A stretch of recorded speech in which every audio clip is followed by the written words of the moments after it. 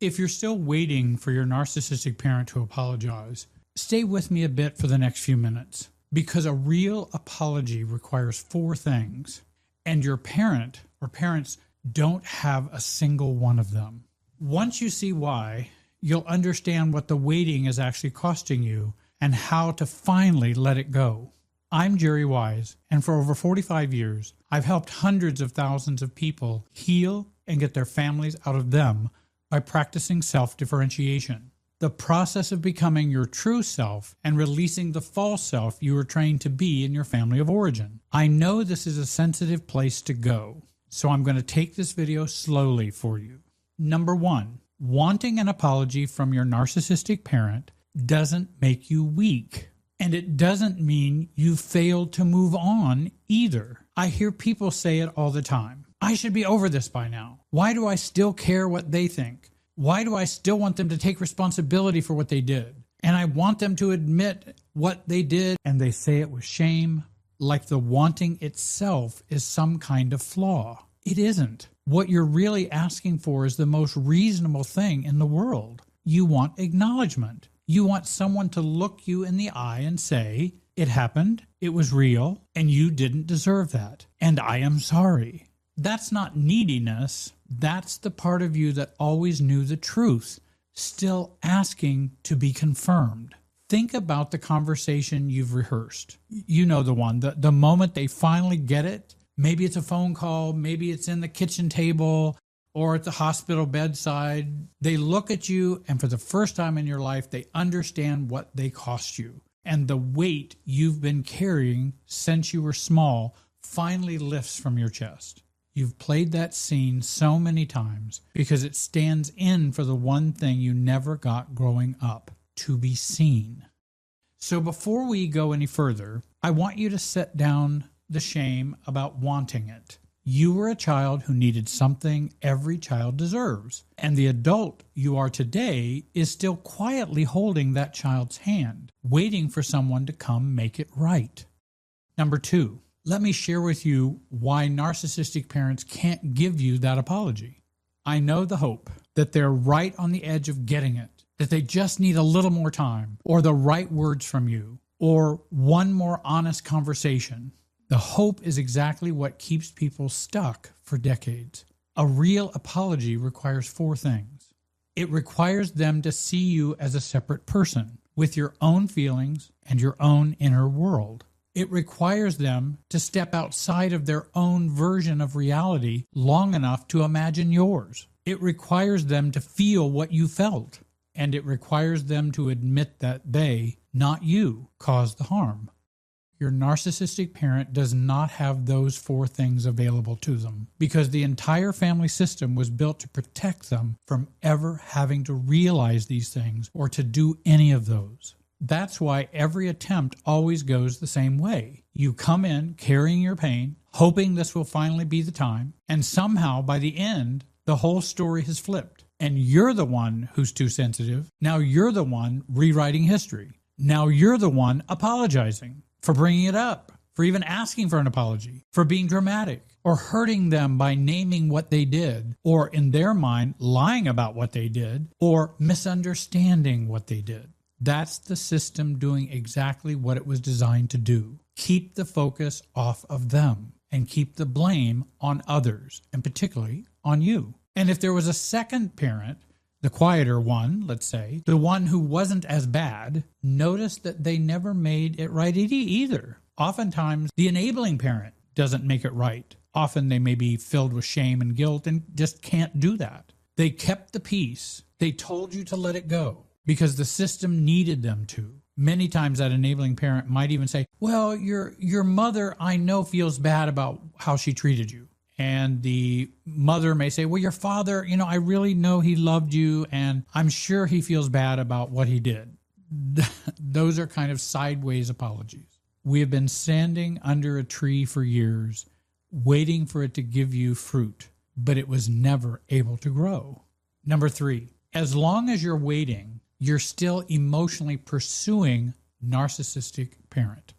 I know how strange that may sound, because it doesn't feel like a pursuit. It feels like Waiting, it feels like healing. It feels wanting the offending party to make it right. Those aren't crazy thoughts. How realistic they are may be somewhat misunderstood and probably fairly crazy, because it's difficult to get someone who is so toxic, wounded, broken to just act right.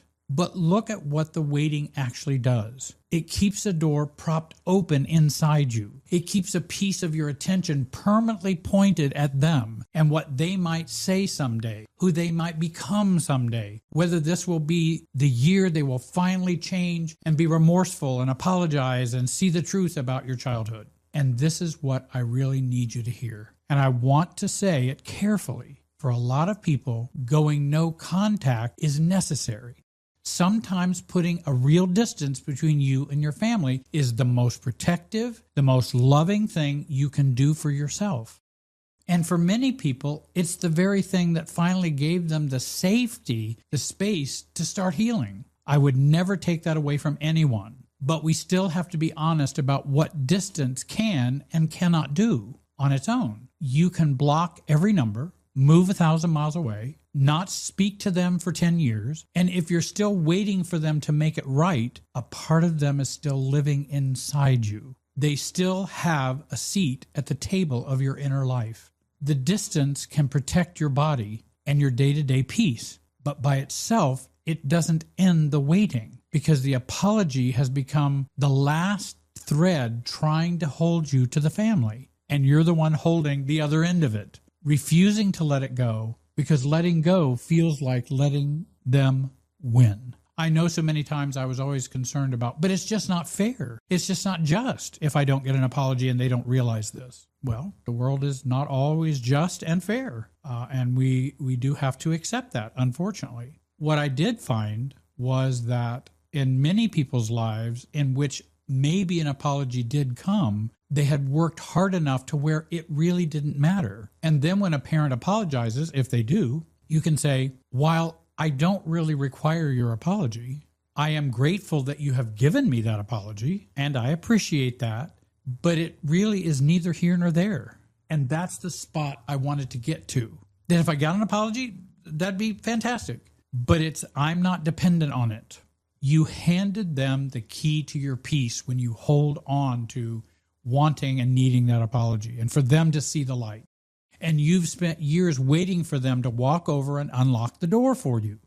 They're never going to do it. I mean, if some have, that's marvelous. There are exceptions to every rule. Most of them don't even know they're holding the key. The only way you get your peace back is to stop waiting for them to give it to you and take it back yourself. You now have the key to unlock your life. You don't need them to do that. Number 4, even if your narcissistic parent apologized, it wouldn't heal you. Tomorrow your phone rings and it's them, your parent, and they give you the perfect apology. Every single word you've wanted and waited for your whole life to hear. They name what they did. They take full responsibility for what they did. They tell you it was never your fault. For a moment, you may feel relief. I hope that you do. I hope that a parent does that. Maybe there are tears that come, a wave of something you've wanted for so long. And then, a couple weeks later, you notice something. The patterns and the old patterns are still there. You still flinch when your phone lights up. You still over-apologize to people who haven't earned it. You still abandon yourself to keep everyone else comfortable. You'd still hear the critical voice in your head, the one that sounds an awful lot like them, narrating your every move. Because the healing you're looking for was never inside their words. It lives inside you, in the role you were trained to play, in the way you learned to disappear, in the programming that keeps running long after you left that house. Their apology could close their chapter. It could never rewrite yours. That work, getting them out of you so that their voice stops running your life and all of the dynamics that got infused into your nervous system, was always going to be yours to do. And here's the strange gift hidden in that. If it never was theirs to fix, then you were never actually depending on them to get free. Number 5, let me share with you what you actually are waiting for. It was never the words. It was permission. Permission to stop hurting. permission to set it down, permission to let go of the anger and resentment, permission to stop carrying the weight that was never yours to pick up in the first place. You've been waiting for them to say sorry so that you could finally be allowed to stop bleeding, as if their apology was the official document that made your pain real, as if without their signature on it, you weren't permitted to heal. And here's the truth I want to land as gently and as clearly as I can. The permission was never theirs to give. It was always yours. You don't need them to admit what they did in order to know what they did. You were there. You remember. Your body remembers. You don't need their confession or apology to make it a real thing that you've always known to be real. Number 6, you can actually let go of this pursuit and lay it down. Without the apology you keep waiting for, putting it down or letting it go does not mean what they did was okay. I want to be clear about that because it's easy to mishear that we should just not care about what other people do and that they should have no responsibility or accountability. But if you're the one making them responsible and making them accountable, you're still trying to fix and change them. It doesn't mean it didn't matter or that you were excusing it or that you've decided to be close to them again and be best friends. It actually has nothing to do with them at all. It doesn't mean you have to stay hypervigilant about righting the wrong for the rest of your life. Putting it down means you stop waiting for them to validate a pain you already know was and is real. It means you become the person who finally does for that younger version of you what no one else ever did. You turn to that child inside you and say, I see what happened to you. I believe you. It wasn't your fault. And you don't have to keep waiting for them. I've got you now, you would say to that child.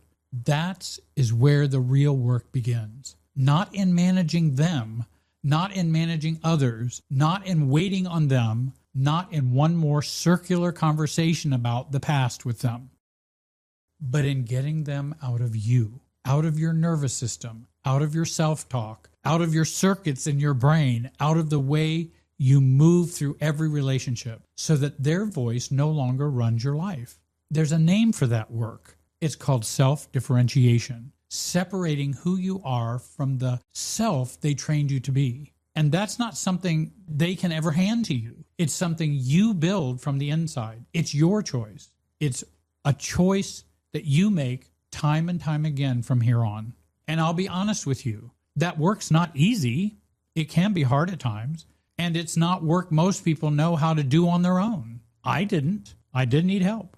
But it is absolutely possible. I've watched thousands of people do it, and it's exactly the work I want to help you do.